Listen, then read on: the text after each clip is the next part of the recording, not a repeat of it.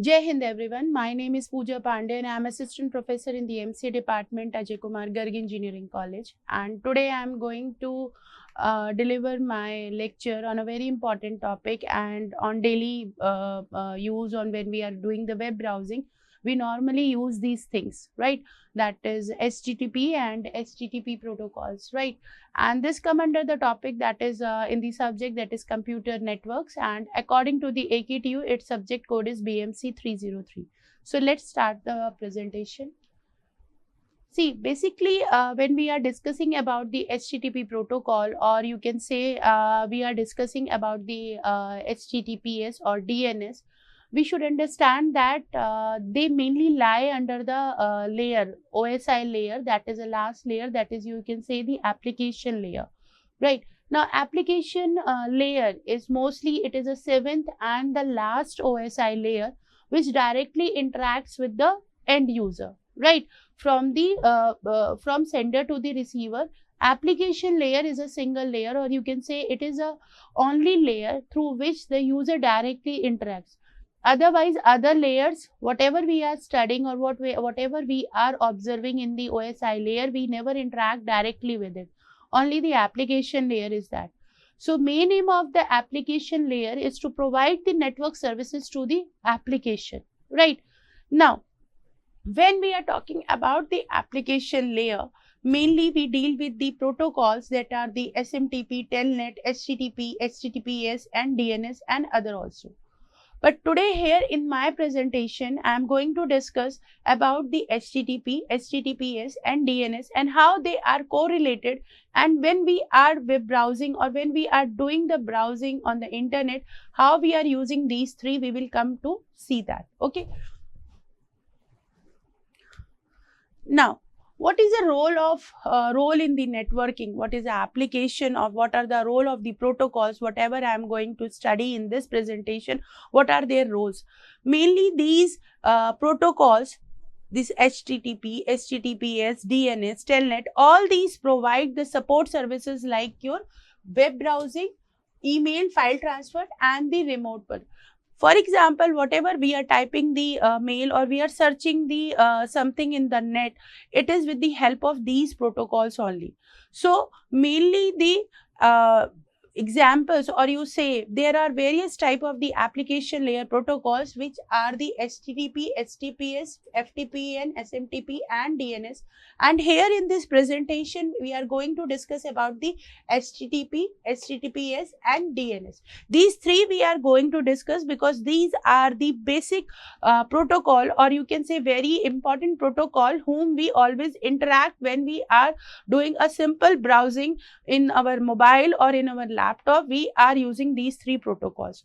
So what is the importance of these protocols? These protocols act as an interface to communicate for the communication over the network. They are acting as a interface, if you say. These layer, these HTTP, HTTPS and DNS, they work as an interface, if you say. Now, they ensure the security also, and they ensure the data is in the proper formatted way. It is presentable and it is managed properly for the application, if you see. So these are the importance of the protocols. Now, the very basic, what is HTTP? See, HTTP normally is the hypertext, if you say, it is hypertext transfer protocol, if you say. Now, HTTP stands for your hypertext transfer protocol, right? Now, it is a system, or you can say HTTP is a basic protocols that allows the communication between the web browser and the web server. Like we are using the Chrome, Firefox or Bing, we are using the HTTP also. Now, whenever simply we are visiting a website, normally we are visiting a website, a Google or Gmail, we are browsing.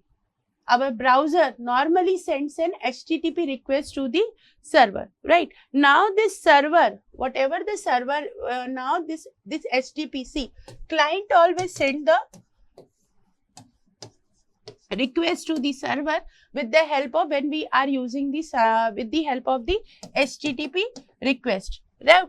Now this server will respond to the web page data and it will send back to the client side.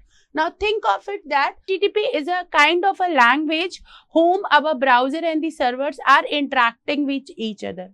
Okay.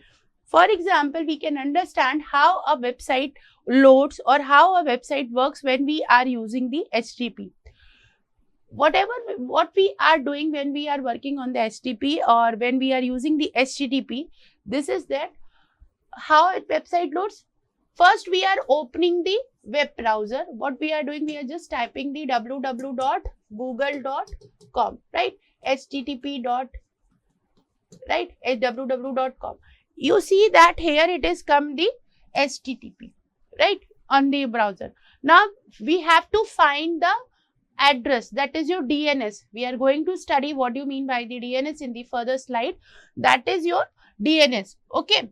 Now the browser, this browser will ask DNS until and unless it is finding out the website. And each website has got its individual IP address. So whenever we type a website address, the browser normally asks the DNS to provide an IP address of that specific you can say that address, right? The browser will again send an HTTP request to the address and we will get the response.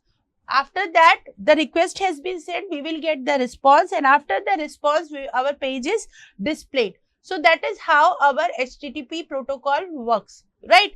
Normally, what we have to request, first we have to open the browser. Second, we have to find out the address.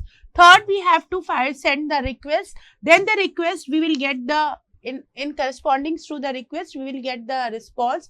Then after the response, our page will be showed whatever we want to show on that web page, right? Now, if I am talking about the HTTPS, Hypertext Transfer Protocol Secure, right? Okay. Now, HTTPS is normally, it stands for the Hypertext Transfer Protocol Secure. Remember that HTTP, I am talking about the HTTPS, and there we have talked about the HTTP. So HTTPS means normally Hypertext Transfer Protocol Secure, and it is a very secure version of the HTTP because it uses the SSL or TLS encryption.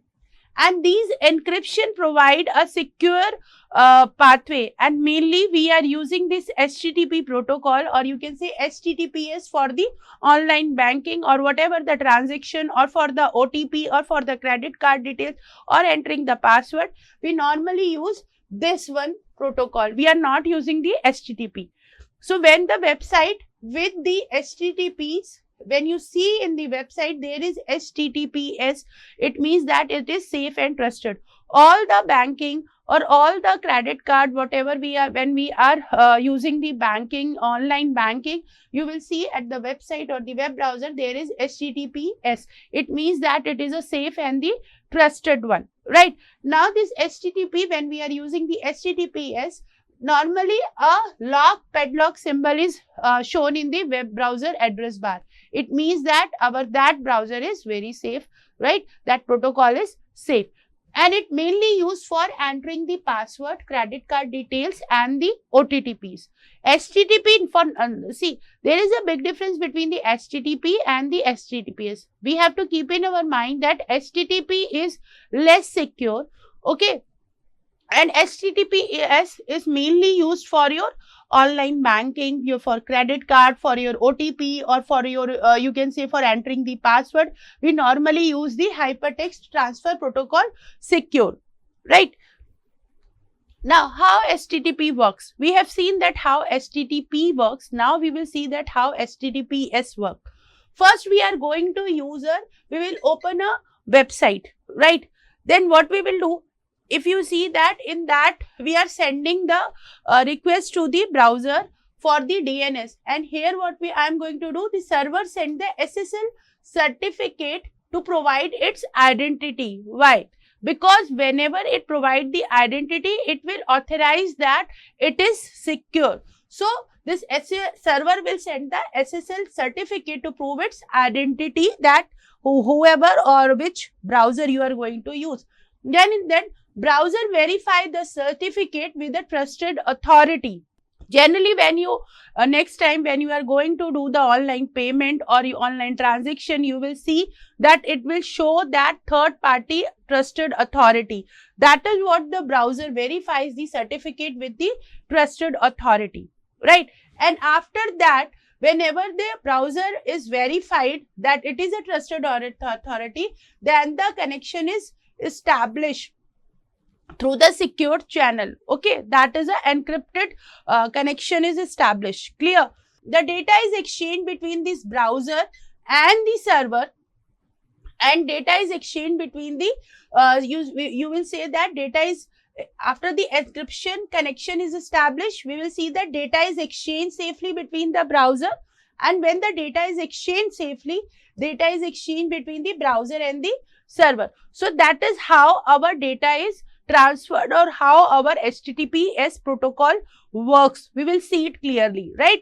When we are talking about the difference between the HTTP and HTTPS, we will easily find out that what is a full form. Again, we know that it is a hypertext transfer protocol, and it is a hypertext transfer protocol secure.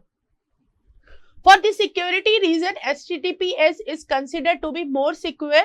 That's why we are using for the online banking, or for the banking system, or for the credit card payments, normally we use the HTTPS. Okay. Now, because of the security, easily readable by the hacker, so it is encrypted, right? So it is very much secure, and it is using the port that is your 443. And normally, if you see a difference in the when we are doing the browsing, HTTP will simply use HTTP://, right? While it will start with the HTTPS. In the HTTPS, earlier we have discussed that there will be a padlock sign. So we will find out that it is a HTTPS, and it is used for the banking, logging, and the payment website. So all the payment website or all the banking system always use this HTTPS protocol, if you say. So that is the difference between the HTTP and HTTPS. We are using that is your DNS, that is domain name system, and normally we use in the normal way also that DNS, HTTP and HTTPS. And I think for till now the how the HTTP and HTTPS works, it is very much clear. So now we will see that what is the DNS and how DNS works with collaboratively with the HTTP and the HTTPS, right? Now see, DNS normally stand for your domain name system, right? And normally it act as a phone book for the internet. For example, when normally DNS, or you say the domain name system, when we are typing a domain name, that is for example a google.com, or you can say perplexity.ai, or whatever that, it will convert the domain name into its IP address. Okay. And with this IP address, the website will easily find and connect to the website only. Remember that. What the DNS is doing, DNS, that is domain name system, normally it will convert the domain names into the IP address. You have to keep in mind, it will convert the domain name into the IP address, which will help the browser to find and connect to website easily. Now, without the DNS, if we are not using the DNS, what we have to do? We have to remember the long IP address instead of the name. So DNS, what the DNS has done? DNS has cut off that workload from us, that it is automatically converting the domain name to its long IP address. So we don't have to remember the IP address. Clear? So with so this DNS automatically will work in the background. Okay. We don't have to do anything. We are just simply typing our website name or domain name, and DNS itself will automatically, it will convert it into the IP address, and when it is converted into the IP address, specifically that website, with the help of that IP address, that website is opened in your background or in your web browser. Clear? So that is with the help of your DNS. Without the DNS, we are unable. What we have to do, we have to remember the long IP address. Clear? Now, how the DNS works? This is a step by step that how DNS work. For example, the first step is that you have in the URL, you have to write something, write an URL of your choice, right? That is www.example.com, or you can say www.google.com, right? We are writing the www.com. This is the first step. Now, what the DNS will do? The browser will check its cache. What it will check? That if it is already knowing the IP address of the website from the previous visit, if the previously it has already visited, then it will say yes, it uses that IP. And if no, then it will ask the operating system to generate or use or take out that IP address. So after you are entering the website name, or you can say you are using a URL name, the browser will check its cache ki either it has been used previously. If it is used previously, then we will use the same thing. But if it is not, then it is asking for the operating system to generate that IP. Right? Now, the OS, what will the OS will check?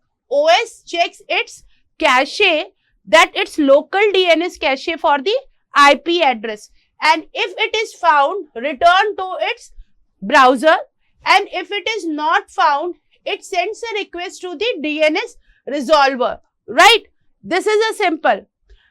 Automatically, you have to understand that when we are writing or when we are typing a normal website or URL on the browser, it doesn't mean that it directly show our page.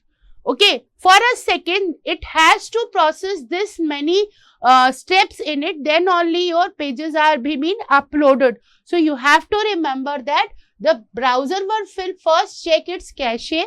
It will ask the if it has been used previously, the IP address. If it is used, then we will use the previous IP address. If it is not, then it will ask the OS for the new one.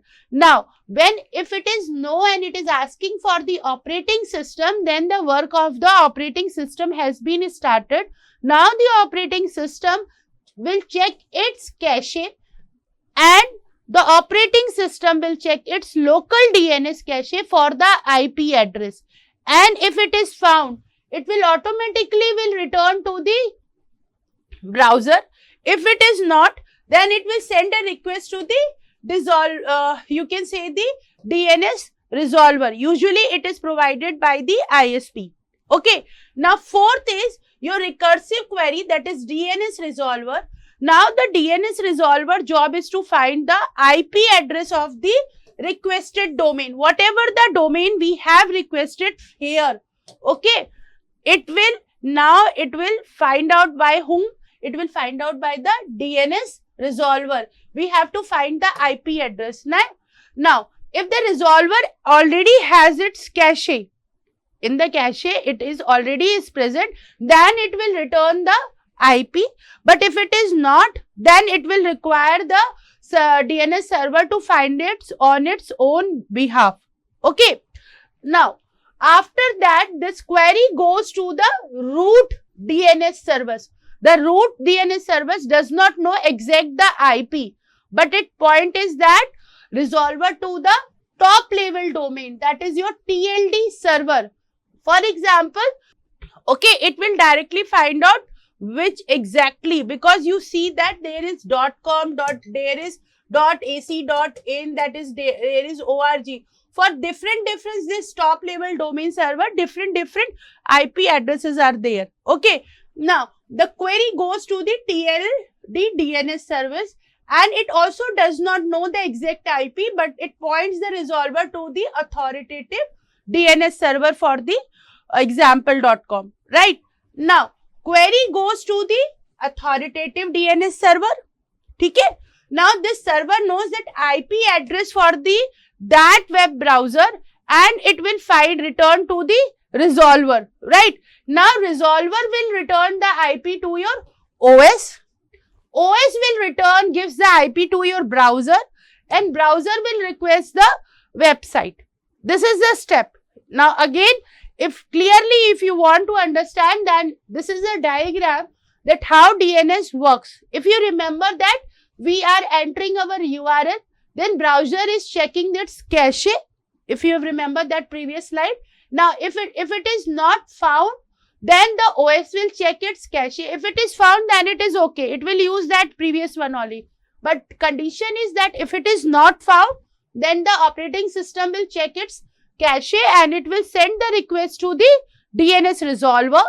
Now, if it is available there, then it will return the IP. Okay, that is for the root DNS server. And if it is available there, again, then it will find out the TLD DNS server, that is your .com. Okay, this is your TLD. This is showing your TLD DNS. Now, after TLD DNS server, it will again come to the authoritative DNS server. Again, that means that OS, it is again completely sending back to the OS. Okay, now OS is again sending back to the browser, and browser requests the website. So, our web page is open. So, you will see that these are the steps when you are simply opening or simply entering a URL in the browser. These many steps are there that in few seconds they are generating, right? So, next time when you are going to write a simple URL, you should keep in mind that what steps they are following and how that IP address has been, the domain name is converted into the IP address, and how the IP address is fetching the data from the server, right? HTTP, and we have understood that what do you mean by the DNS and HTTP. Now, the major question comes to our mind that how these three are interconnected. Whether we will do separately with them or whether they are interconnected. See, only when you are using the DNS, HTTP and HTTPS together, then only you are able to do the web browsing. Without them, you are not able to do the web browser. For example, DNS is an important part. Now, without the DNS, you are not able to do the web browsing. Now, if DNS is an important part, then after DNS, HTTP is also an important part, right? Because it is providing the URL. And what DNS is doing? DNS is just changing your domain name to the IP address whom we have to connect, right? So,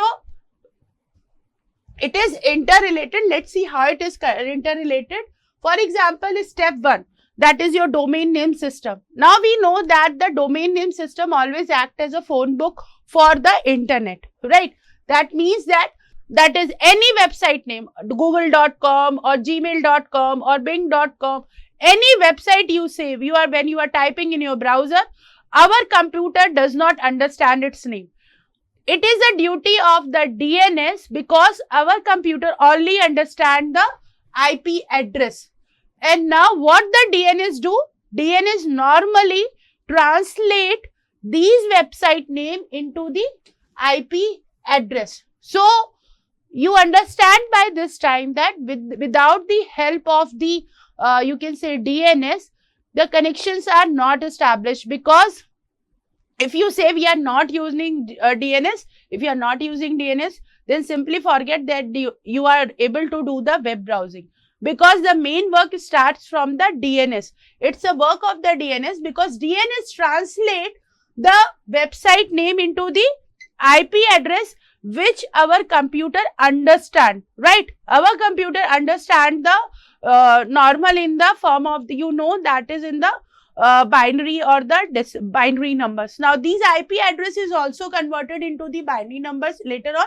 But here we will understand that DNS only translate your website name to the IP address. Okay. without the DNS, your HTTP or HTTPS will not know or is unable to understand that where we have to send the request to open that. Now for the step 2, after DNS, the IP address has been changed, right? Now we will see that once the IP address is known from the DNS, our browser using the HTTP, it will to request and receive the web page on the server. Once the IP address, once the your website name is converted to the IP address, HTTP will use, our browser will use the HTTP and it will request and receive the web page from the server. For example, the www.google.com. Now this browser will send an HTTP request to the web server and this web server will respond with the requested web page. That is your HTML, CSS or images, whatever you see, that is upon the your HTTP. Now we can understand after this that without the help of the DNS, HTTP and HTTPs are unable to send the data wherever they want because they are unable to find the way. Now after after the HTTP, now HTTP depends on the DNS to find the correct server, okay, before the communication can begin. So first the DNS is coming and then your HTTP is coming. It will convert the website name to the, you can say the website name to the IP address, and this IP address again it will use the HTTP browser, if you say that, and it will help that HTTP browser will help to will generate the request and receive web pages from the server. So HTTP is normally depending upon the between the, you can say it has been dependent to find out the correct server before the communication can begin.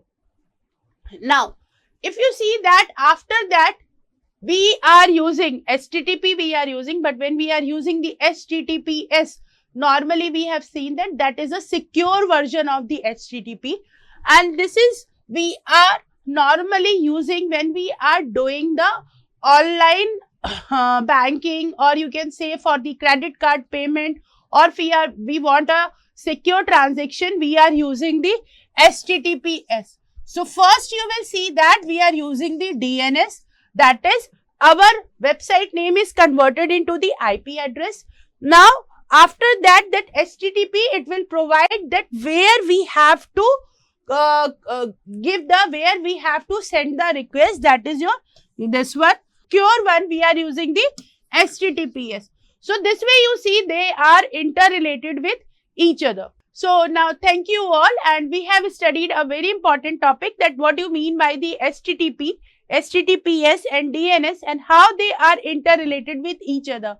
So next time when you are web browsing any website, you will keep in mind that what are the steps they are following, or whatever the steps you are going to follow when a simple your website is opened on your browser, right? So thank you all, and we will see in the next presentation. Thank you.